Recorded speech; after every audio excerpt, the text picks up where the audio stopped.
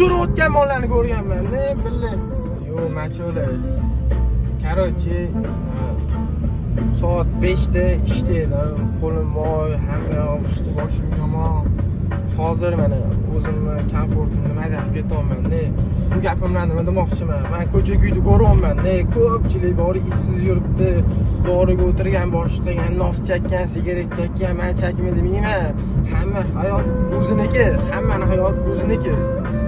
Hech kim xo'jayinlik qilmaydi. Aytmoqchi bo'lgan gapim bor-ku, harakat qilmaydi-da, ko'pchilik bor-ku, harakat qilsa bor-ku, barakat bo'lishini bilmaydi-da, baraka keladi-da odamga.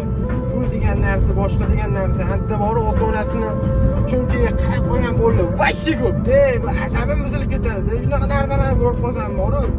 Buni men ota-onasidan pul so'rayotgan mollarni ko'rganman-da, bilay. Nima deyman? Undan ko'ra o'zing ishla, bilay 1 million topgandan bilay o'zing olib-chi menga.